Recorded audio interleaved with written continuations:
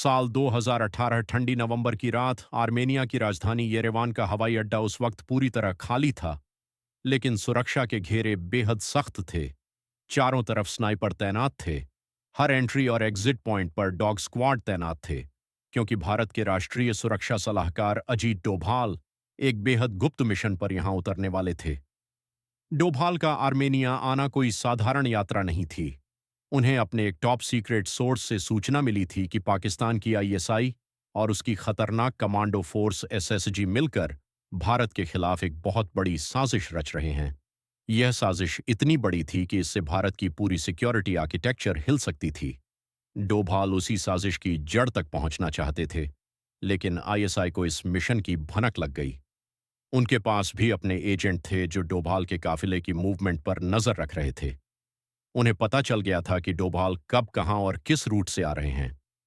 उन्होंने तुरंत एसएसजी के सबसे खतरनाक हिटमैन को सक्रिय कर दिया। एसएसजी यानी स्पेशल सर्विसेज ग्रुप दुनिया की सबसे बेहतरीन कमांडो फोर्सेस में से एक है। यही वो फोर्स है जिसने दुनिया भर में कई सीक्रेट ऑपरेशन अंजाम दिए हैं।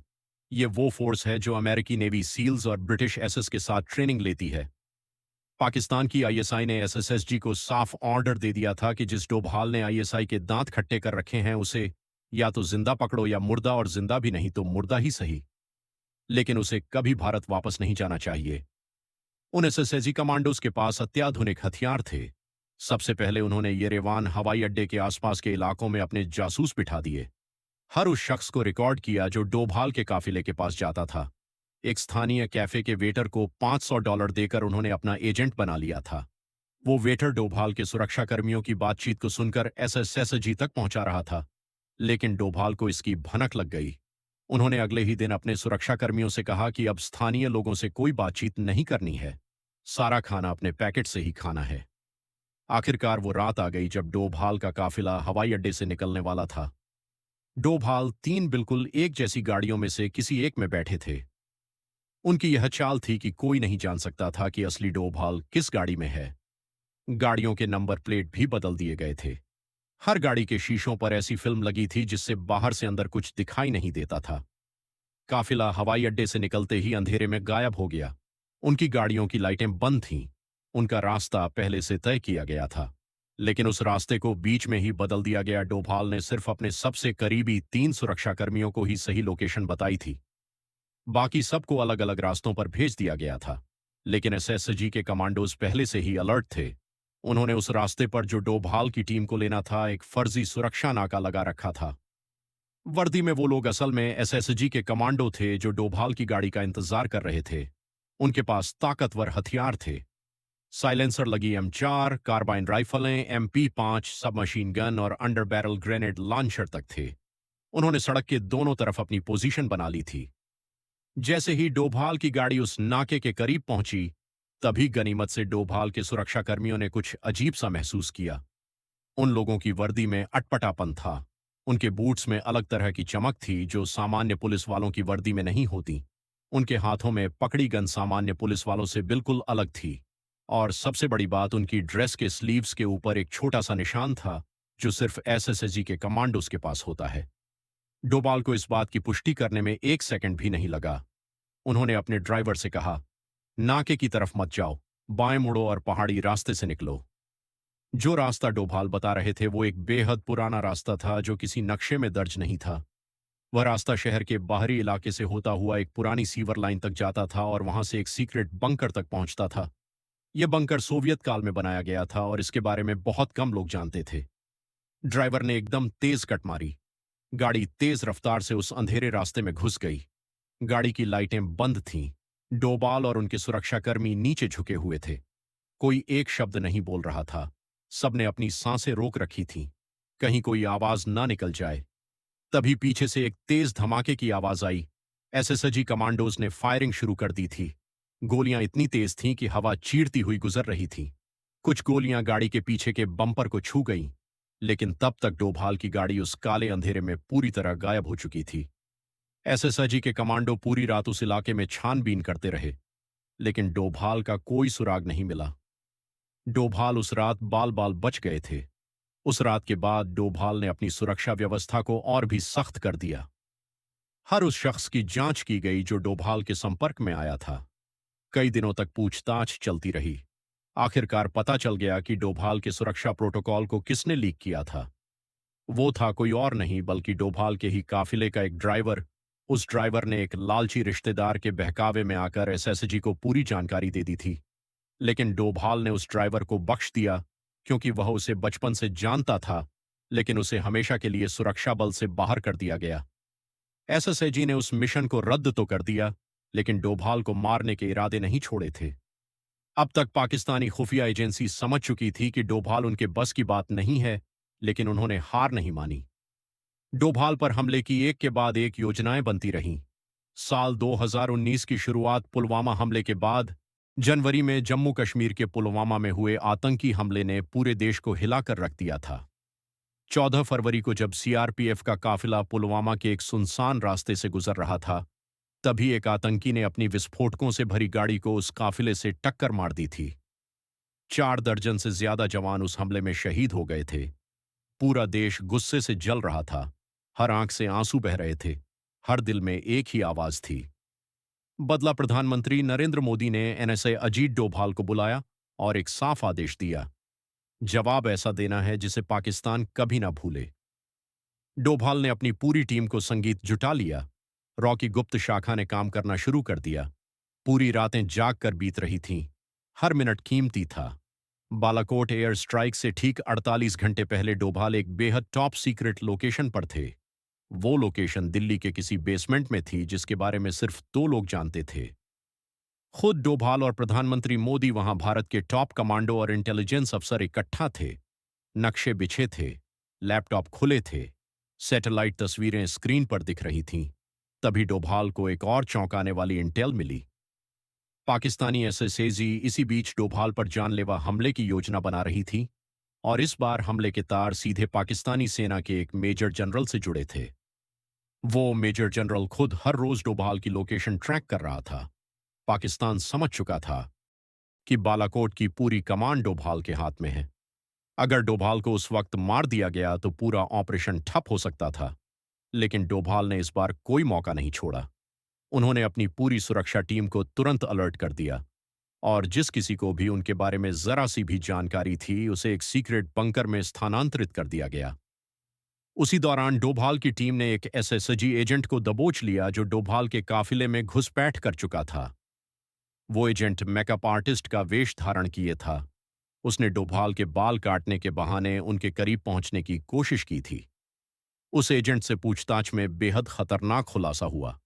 उसने बताया कि डोभाल को मारने के लिए एसएसजी की एक स्पेशल टीम 3 अलग अलग पॉइंट पर तैनात थी। पहला पॉइंट था दिल्ली के एक 5 सितारा होटल के बाहर, दूसरा था डोभाल के ऑफिस के पास, और तीसरा था उनके घर के रास्ते पर। इसके बाद ही डोभाल ने सीधे प्रधानमंत्री नरेंद्र मोदी को कॉल किया, और उसी रात बालाकोट एयर स्ट्राइक की हरी झंडी मिल गई। 26 फरवरी 1919 की सुबह, जब भारतीय मिराज फाइटर्स ने पाकिस्तान के बालाकोट में घुसकर आतंकी कैंपों को तबाह कर दिया, तो पाकिस्तानी एसएसजी पूरी तरह नाकाम हो गई। वो अपना ही हाय रो रहे थे। डोभाल ने उनकी नाक में नकेल डाल दी थी। साल 2020 की गर्मियों में लद्दाख के भीषण तनाव के बीच एक और बड़ी साजिश रची गई। इस बार एसएसजी ने ड्रोन के जरिए डोभाल की गाड़ी पर सीधा हमला करने का प्लान बनाया। पाकिस्तान ने एक चाइनीज कंपनी से हाईटेक ड्रोन खरीदे थे। ये ड्रोन इतने एडवांस थे कि वो सीधे 15 किलोमीटर दूर बैठकर सटीक हमला कर सकता था। यह ड्रोन बेहद घातक हथियारों से लैस था। इसमें लगे कैमरे इतने पावरफुल थे कि वह रात के अंधेरे में भी लाइसेंस प्लेट पढ़ सकते थे। इस ड्रोन की सबसे बड़ी खूबी यह थी कि इसे कोई रडार पकड़ नहीं सकता था। कोई एंटी ड्रोन सिस्टम इसे डिटेक्ट नहीं कर सकता था। लेकिन डोभाल की इंटेलिजेंस टीम को पहले ही इस साजिश की भनक लग गई थी। रॉ के एक एजेंट ने, जो पाकिस्तानी ड्रोन मैन्युफैक्चरिंग यूनिट में काम करता था, वहां से यह जानकारी उड़ा दी थी। डोभाल ने अपने सुरक्षा कर्मियों को इस बात के लिए पहले ही तैयार कर रखा था कि जब भी गाड़ी रुके, हर किसी को 2 सेकंड के अंदर नीचे झुक जाना है और तुरंत बिल्डिंग के अंदर शेल्टर लेना है। एक रात जब डोभाल दिल्ली के एक सरकारी अतिथि गृह से लौट रहे थे तो अचानक आसमान में एक अजीब सी हलचल हुई।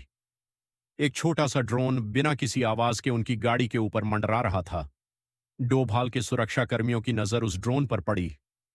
उन्होंने तुरंत डोभाल को गाड़ी से नीचे उतारा और अगले ही पल जहां डोभाल की गाड़ी खड़ी थी वहां एक जोरदार धमाका हुआ। उस गाड़ी के अगले हिस्से को बुरी तरह नुकसान पहुंचा था। शीशे चकनाचूर हो गए थे, पर डोभाल बिल्कुल सुरक्षित थे। बाद में जांच में पता चला कि वो ड्रोन पाकिस्तान से 500 किलोमीटर दूर बैठे एक एसएसजी ऑपरेटर के कंट्रोल में था। वो ड्रोन को लेकर भारतीय हवाई क्षेत्र में घुसा था और उसने डोभाल की गाड़ी को ट्रैक किया था। लेकिन डोभाल के सुरक्षाकर्मियों की तत्परता ने एक बार फिर उनकी जान बचा ली। साल 2021 काबुल एयरपोर्ट पर हुए भीषण बम ब्लास्ट के बाद जब पूरी दुनिया अफगानिस्तान में अमेरिकी वापसी को देख रही थी, तब डोभाल ने अकेले ही उस पूरे ऑपरेशन को मैनेज किया था, जिसमें 400 से ज्यादा भारतीयों और सैकड़ों अफगानों को खतरनाक इलाकों से सुरक्षित बाहर निकाला गया था।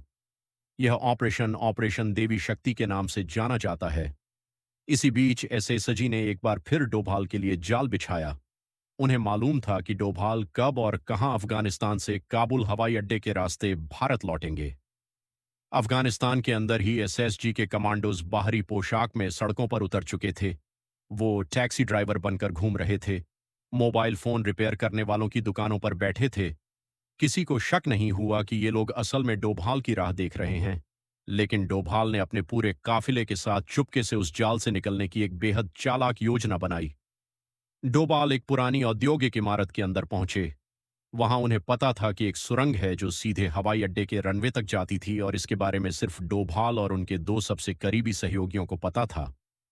डोभाल की गाड़ियां उस सुरंग में घुस गईं। अंधेरा था, नमी थी, सुरंग की दीवारों से पानी टपक रहा था। यह सुरंग सोवियत काल में बनाई गई थी, लेकिन डोभाल को कोई जल्दी नहीं थी। वो जानते थे कि एक बार वो सुरंग के दूसरे छोर पर पहुंच गए तो फिर उन्हें कोई नहीं रोक सकता। 3 घंटे बाद जब डोभाल का काफिला सुरंग से बाहर निकला तो वह सीधे हवाई अड्डे के अंदर थे। एसएसजी के कमांडोज बाहर ही डोभाल का इंतजार करते रह गए।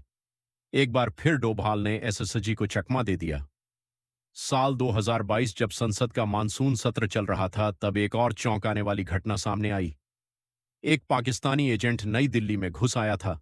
वह एजेंट कोई साधारण जासूस नहीं था, वो एसएसजी का बड़ा शार्प शूटर था। उसने अपने करियर में 30 से ज्यादा सीक्रेट ऑपरेशंस को अंजाम दिया था। उसका सिर्फ एक ही टारगेट था, अजीत डोभाल। उसने अपने कनेक्शन से पता लगाया कि डोभाल किस रूट से संसद जाते हैं, किस समय उनका काफिला संसद के बाहर धीमा होता है, कहां सबसे कम सुरक्षा होती है। यह सारी जानकारी उसने एसएसजी के ऑन प्रोफेशनल हेड्स को भेजी। उसे समझौता करने के लिए 50 लाख रुपए का एडवांस भी दिया जा चुका था। लेकिन डोभाल को जैसे ही इस इंटेल की भनक लगी, उन्होंने पुलिस कमिश्नर को तुरंत बुलाया और पूरी सुरक्षा व्यवस्था ही बदल डाली। डोभाल ने अब उस रूट को हमेशा के लिए बदल दिया। उनकी गाड़ी अब संसद के मुख्य द्वार से नहीं बल्कि अंदर के एक गेट से आती थी, जिसके बारे में बहुत कम लोग जानते थे। शार्प शूटर 2 हफ्ते तक डोभाल का इंतजार करता रहा, लेकिन उसे कभी एक मौका नहीं मिला। बिना निराश हुए उसने भारत छोड़ने की कोशिश की, लेकिन तब तक डोभाल की टीम उसके पीछे पड़ चुकी थी। उसे दिल्ली से बाहर निकलने से पहले ही गिरफ्तार कर लिया गया। पूछताछ में उसने कई चौंकाने वाले राज खोले। उसने बताया कि उसे डोभाल को मारने के लिए पाकिस्तान से 5 करोड़ रुपए का इनाम दिया गया था। उसे एसएसजी के एक रिटायर्ड कर्नल ने ट्रेंड किया था। उसने बताया कि डोभाल की सुरक्षा इतनी सख्त थी कि वह 2 हफ्ते तक बिना एक भी मौका पाए लौट आया। वो कहता है, सर, वो आदमी किसी जादूगर से कम नहीं है। वह कभी अकेले नहीं होते। उनके आसपास हमेशा 2 से ज्यादा गाड़ियां होती हैं। उनका रास्ता हर दिन बदलता है। उनका समय कभी तय नहीं होता।